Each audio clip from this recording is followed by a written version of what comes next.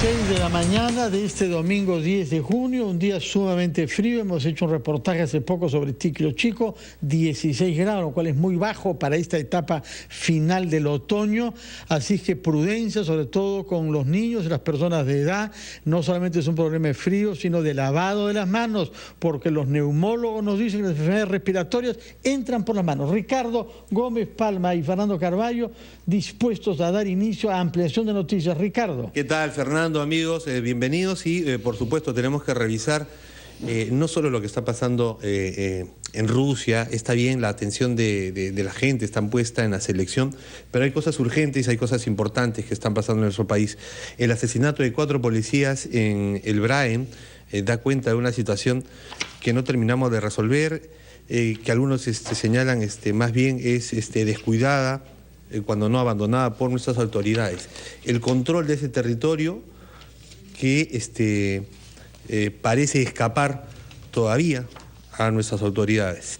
Para revisar lo que ha pasado con este ataque terrorista, del narcoterrorismo se dice, vamos a conversar con Pedro Yaranga y con Robert Castillo, ambos expertos en temas de seguridad, analista del tema del narcotráfico y el terrorismo. Pedro Yaranga. Buenos días a ambos, bienvenidos. Buenos días. ¿Cómo está, Ricardo? Quisiera añadir a lo que ha dicho Ricardo un elemento simbólico que es particularmente abominable, que son 4 efectivos de la Policía Nacional que regresaban de haber prestado servicios protegiendo a poblaciones civiles durante una conmemoración nada menos que del Día de la Bandera, que es el día que recuerda la gesta de Bolognesi en Arica, el 7 de junio. Y a la vuelta a su base, desplazándose hacia Churcampa, en Huancavelica, cerca de la frontera con Ayacucho, son víctimas de un atentado.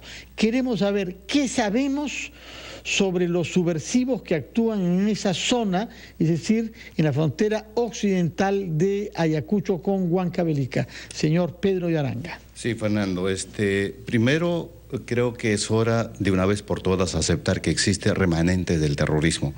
Y esos remanentes se autodenominan el militarizado Partido Comunista del Perú, dirigido por los Quispe Palomino, y que en la práctica siguen siendo el mismo Sendero Luminoso de 1980, aplican el mismo programa. ¿Que se abastecen del narcotráfico? Obviamente que sí, pero no de todo el narcotráfico que sale del Braem. Del Braem sale cargamentos de droga por más de 280 más o menos toneladas aproximadamente, porque es más del 70% de toda la producción nacional. De eso ellos controlan una mínima parte solamente. Por el lugar donde están ubicados, ellos están ubicados más o menos hacia el extremo de la parte de Junín, que es la zona donde dominan Huancavelica, y una parte de Ayacucho. De ahí no dominan más. Anteriormente estuvieron por la selva del Cusco, pero momentáneamente no están actualmente. Tampoco se descarta que vuelvan a retomar esos lugares.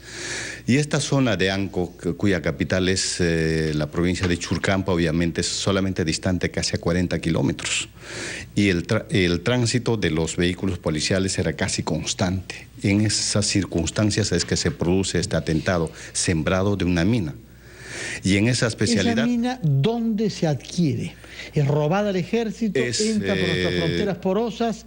¿Cuál es el sistema por el cual estos grupos violentos pueden tener material tan destructivo como el que ha acabado con un vehículo de nuestra policía y 4 seres humanos? Tienen almacenados ya desde hace años. Recordemos que incluso en el 2013 ellos ingresaron a un campamento importante del gasoducto Camisea en la zona de Tojate y se llevaron un buen cargamento de dinamita. También ingresaron a otras zonas mineras entre Ayacucho y Huancavelica. Igual han sacado cantidades de dinamitas, de modo que en diferentes sectores ellos tienen enterrados. Sacan y utilizan pues cuando tienen requerimiento, como en este caso, ¿no? Pero sobre todo en el manejo de la especialidad del minado de carretera no son muchos, son pocos. Entre esos pocos tenemos a un dirigente importante que se llama Antonio. Debajo de él está un tal Mendoza. Probablemente hayan estado uno de los dos o cualquiera de los dos en este caso. ¿Y qué gente que responde a las órdenes de Quispe Palomino directamente? Que responde a las órdenes de Víctor Quispe Palomino, que es la cabeza de esta organización. Pero igualmente hay que decir que esto es parte de una nueva campaña, probablemente, porque ellos tienen contacto desde mediados del año pasado con un sector del ejército, licenciados del ejército comandados por un tal Sacha que se autodenomina camarada Eloy. La responsabilidad... Sacha que está vinculada al etnocacerismo. No, es otro grupo de licenciados del ejército. Pero tuvo Sacha relaciones con Antauro Humala, tengo entendido, tuvo relación, ¿no? Exactamente. Tuvo relación en alguna oportunidad, luego se separó y actualmente trabaja con los Quispe Palomino. Ellos tienen la responsabilidad de hacer contactos con otras organizaciones a nivel nacional y lo a ha nivel declarado. internacional. Hay un reportaje de la televisión donde se muestra a Sacha desde un lugar desconocido diciendo eso. Probablemente. Entonces, en estos meses ellos tenían previsto hacer algún plenario. Probablemente ya haya pasado. Si es que ha pasado el plenario, entonces estamos hablando con exactitud de una nueva campaña. Y esa campaña, porque estamos casi a puertas de unas elecciones regionales y locales donde van a haber mayor desplazamiento de las fuerzas del orden, de la Policía Nacional, entonces en ese aspecto ellos están preparados actualmente para hacer desplazamientos muy largos, como en este caso, ya fuera de su jurisdicción habitual. No obstante que en Churcampa también el 10 de diciembre del año pasado, pero en la zona alta, que del lugar del ataque más o menos está a 4 horas, también hubo otro ataque, pero colindante ya con la jurisdicción de la zona. De manera que estamos en una situación compleja. Señor Castillo, se dice que en una zona cercana al lugar donde ha tenido lugar este atentado, habían sido capturados mochileros en las últimas semanas, y que este acto podría también ser una represalia para que les dejen el terreno limpio a quienes traen droga de la selva hacia la costa. Bueno, evidentemente hay diferentes versiones, ¿no? Porque en primer lugar, y algo que conversábamos con Pedro antes fuera de micrófonos, es que hay dos versiones al propio, vamos a decirlo, al interior de la policía, ¿no? Tenemos el ministro que está declarando que el ataque se habría producido por narcoterroristas y la información policial que nos dice que son delincuentes terroristas. Entonces, eso sí nos lleva a buscar un poco más de información sobre el tema. En el sentido ¿Pero hay alguna duda de que el narcotráfico está en la base de su capacidad operativa y de su reclutamiento? Lo hemos visto en todas las guerrillas. Creo que no, pero lo que tenemos que diferenciar es si son sicarios de los narcos o si son delincuentes terroristas netamente, como decía Pedro, de lo que es el propio terrorismo del partido militarizado. Eso sí es lo que creo que... Y eso es lo que el ministro del Interior tendrá que contestar en la Comisión de Defensa y Orden Interno. Yo creo que sí, hay que profundizar un poco en el tema. Sí, de acuerdo. Pero eso es inteligencia policial e inteligencia militar. Que es Yo creo que son los únicos que pueden saber. O usted, señor Yaranga, tiene otra fuente. Es un tema que en este momento hay que justamente marcar esa diferencia y saber dónde está la falla. Yo diría que ese es un diagnóstico importante, pero totalmente equivocado. Primero, que todas las carreteras que salen del Braem son corredores del narcotráfico. Segundo, que los mochileros existen, pero los mochileros no transitan por carreteras. Los mochileros transitan fuera, lejos de las carreteras, por caminos inaccesibles. Que lo menos que se cuidan ellos es tener contacto con la población, menos con las fuerzas del orden. Así es que jamás van a transitar por carreteras. Y es más, por mochileros solamente llevan entre 10 a 12 kilos. Y el ministro en algún momento dijo de 20 a 25 kilos. Estamos hablando por lo menos de una semana de caminata de estos mochileros. Y es imposible que carguen más de 15 kilos. O sea, el promedio es 12 kilos. Ya. Los más potentados llevan hasta 12, porque aparte de la droga tienen que llevar pues, vestimenta, algo de comida, algo de agua para el camino, ¿no? Tenemos que hacer una pausa, Ricardo, pero vale la pena que nuestros invitados se queden para profundizar estos temas que son cruciales. Mientras haya 50.000 kilómetros cuadrados de nuestro territorio en manos de narcoterroristas o como sea que se les deba definir de acuerdo a los especialistas, estamos ante un problema gravísimo. Es una 10ª parte de nuestra Fuerza Armada que a través de 50 bases está destinada ahí, y vemos que estos 4 muertos no son los únicos muertos de los últimos tiempos. Así es. Denos el contexto sobre la mortalidad, sobre todo en la Policía Nacional, que son compatriotas comprometidos con la defensa del orden interno, que pagan las consecuencias de la negligencia en muchos otros niveles. Primero la pausa, por favor.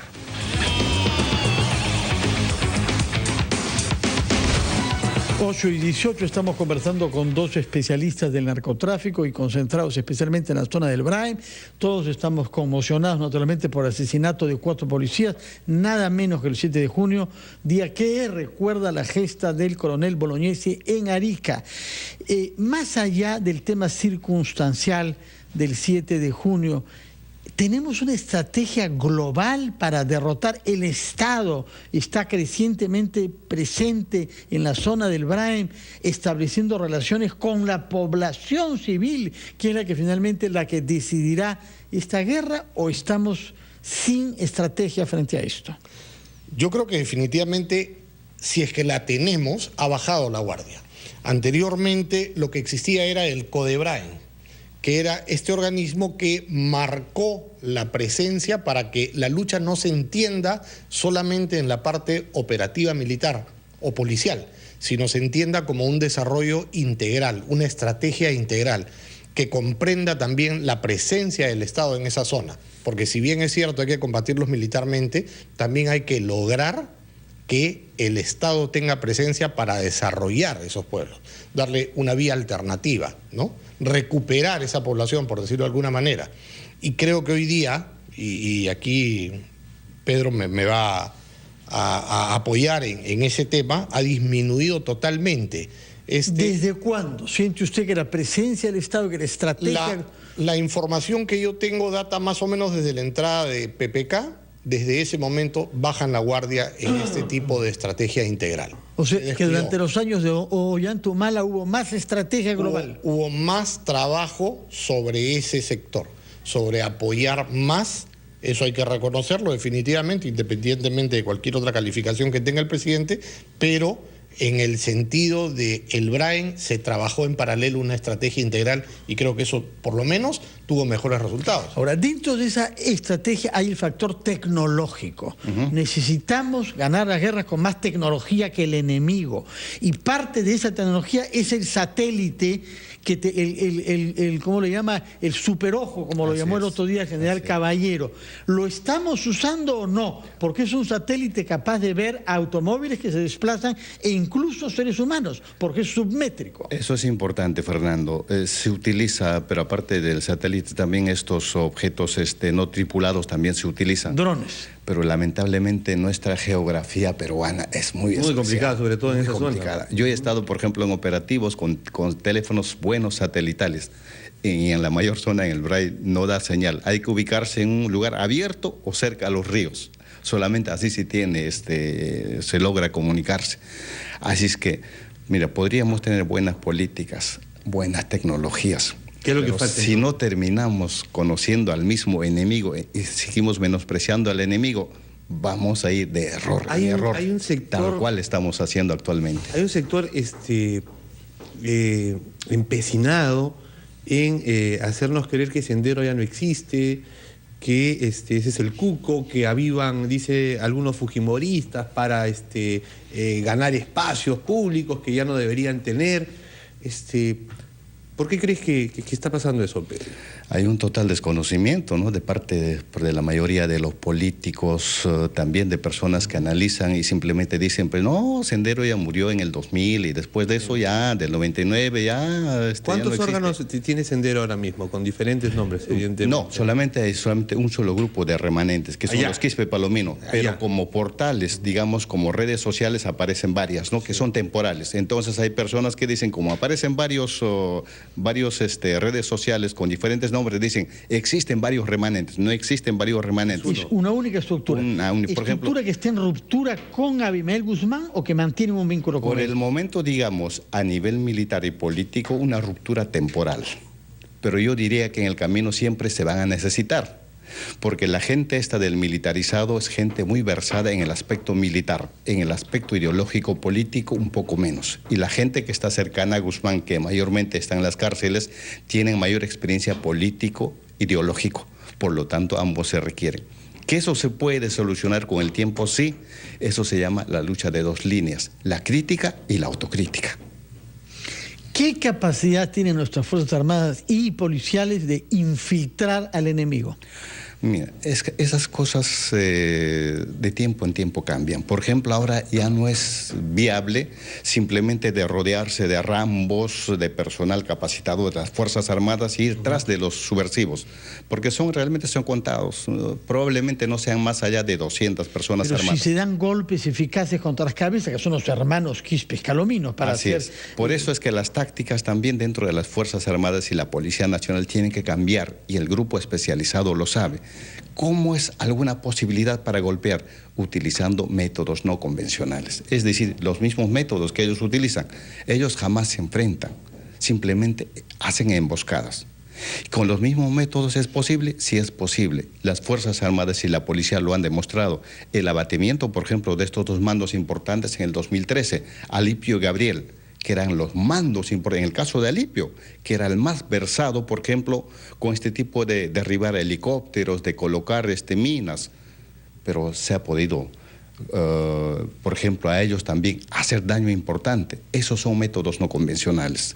Entonces, en esos trabajos hay que continuar, sí, pero con un trabajo que tenga mayor apoyo logístico. A la fecha tenemos un pequeño grupo, pero lo que el gobierno debe hacer es apoyar a ese grupo. ¿Qué requieren? Más apoyo logístico, no en cantidad de hombres.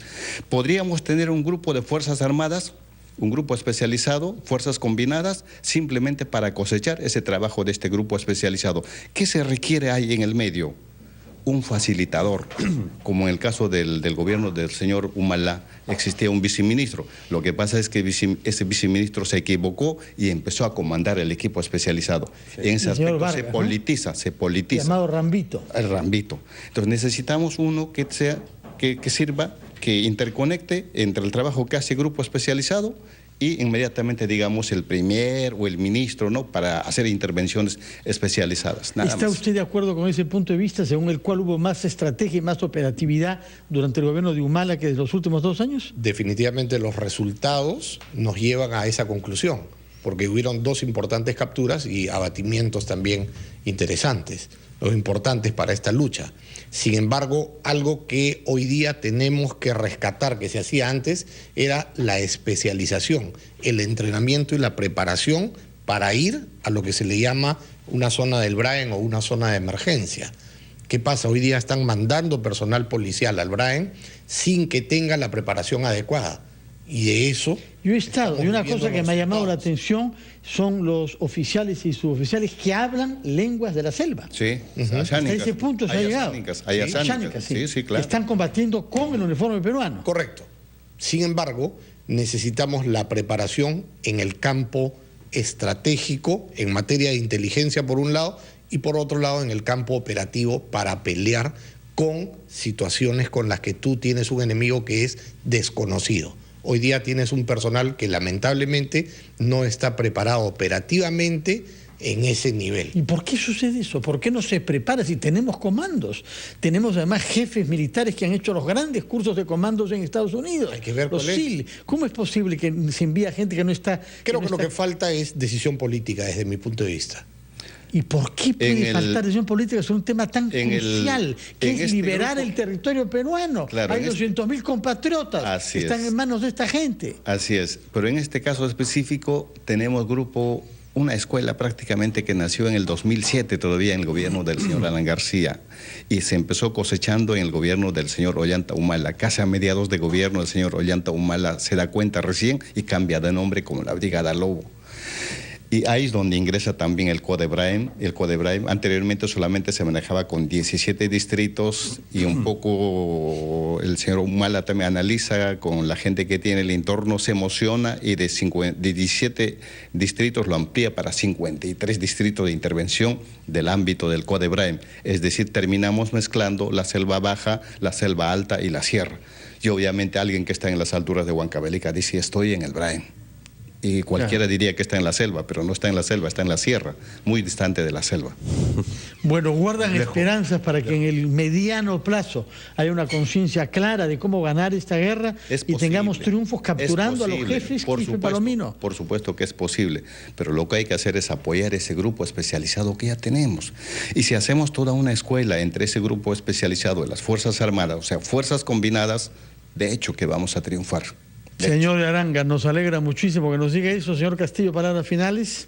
Ratifico lo que dice Pedro y además agrego que la solución es integral. No es solamente una solución operativa o militar. Es una solución donde hay que marcar la presencia del Estado, generando importantes sectores que tengan, valga la redundancia, presencia en ese sector para beneficio de esa población. Muchas gracias por estar acá un domingo por la mañana y por abrirnos la esperanza de que lleguemos a nuestro bicentenario con un territorio enteramente liberado y que no haya más de 53 distritos en manos, en la práctica, de personas vinculadas al peor factor político de nuestro país, que ha sido el grupo terrorista Sendero Luminoso. Es indignante que todavía tengamos hoy que estar enterrando muertos causados por gentes vinculados a esa ideología criminal. Muchísimas gracias, señor Pedro Aranga y Robert Castillo, por su presencia y por mantener el tema en la agenda pública.